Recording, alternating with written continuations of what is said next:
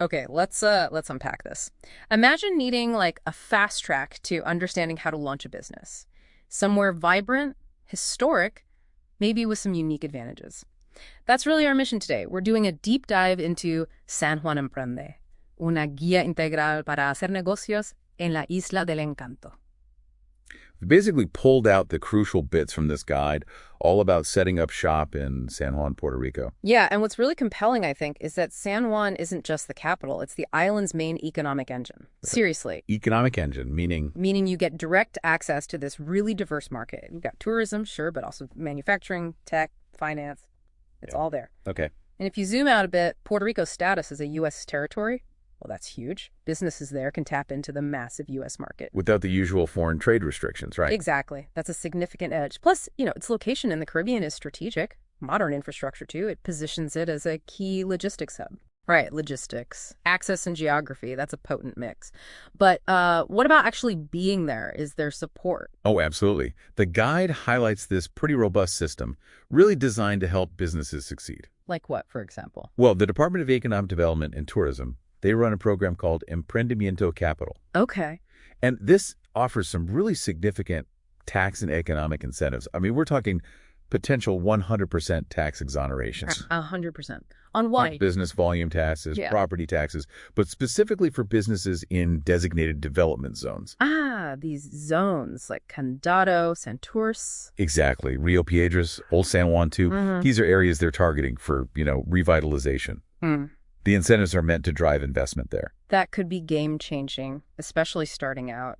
No property tax burden frees up cash. Precisely. Frees up capital right when you need it most. Mhm. And even if you're outside those specific zones, exemptions aren't off the table. They evaluate it based on like your investment level, how many jobs you create, or if you're fixing up an abandoned space. That seems flexible. It is. And they even offer economic grants, sometimes up to $10,000. Wow. For what sort of things? Operational costs, inventory, maybe rent. It often comes through federal programs like CDBG, channeled locally. Okay, that's a lot of potential help. But how easy is it to navigate all this? Is it actually seamless or are there, pitfalls? That's a fair question. The system is designed to be supportive, but yeah, you need to understand the process. They got something called the concierge empresarial. Think of it as a municipal one-stop shop. A concierge. Okay. Like a guide? Sort of, yeah.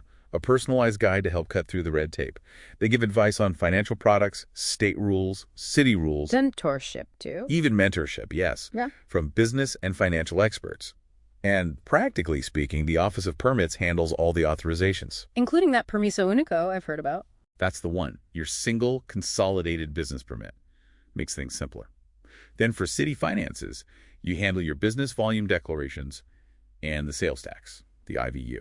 So guidance seems built in. What about the legal setup, incorporation and all that? Right, the legal side. You actually don't have to incorporate to do business there. Really? Yeah, but it's generally recommended. To protect your personal assets, the Department of State handles registering LLCs, corporations, etc. And is that process difficult? Seems pretty straightforward. They have online registration. There's a fee, like $150 for a standard for-profit corporation. Okay. And what else? IRS stuff. Definitely. You'll need an employer identification number, an EIN from the IRS. It's basically your business's social security number. Got it. And you also need to register as a merchant with the Department of Hacienda for local tax stuff. Makes sense. Now, you mentioned incentives earlier, but let's dig into those a bit more. Lay 60, right? Yes. Landnum. 60-2019, the incentives code. It offers some really powerful general benefits, like a 4% income tax rate on eligible activities. Only 4%. That's low. Very competitive. Plus a 75% exemption on property taxes generally, and 100% exemption on dividend distributions. Wow. But what's really fascinating are the specific incentives, targeted ones. Such as? For young entrepreneurs, think 16 to 36 years old, there's a 100% income tax exemption on their first $500,000 of net income. For how long? For 3 years. Plus property and municipal tax exemptions, too. It's a clear push to cultivate young, local talent. Interesting strategy. Anything else specific? Yes, incentives for what they call difficult-to-recruit professionals. Okay. They can get a 100% income tax exemption on salaries over $100,000. Yeah. It's clearly designed to attract high-skilled workers, build up that talent pool. Especially useful for businesses needing specialized skills, maybe serving the U.S. market from there. Exactly. It's a calculated move to build a whole ecosystem. So putting it all together, what does this really mean for someone listening, maybe thinking about starting a business? It sounds like San Juan isn't just, open for business. It feels like they're actively rolling out the red carpet. That's a good way to put it. Comprehensive support, attractive tax breaks aimed at growth areas, clear pathways. It really seems designed as a strategic gateway for entrepreneurs. Which leads to, I think, a key question for you listening. With this kind of detailed, incentivized framework designed to really foster entrepreneurship,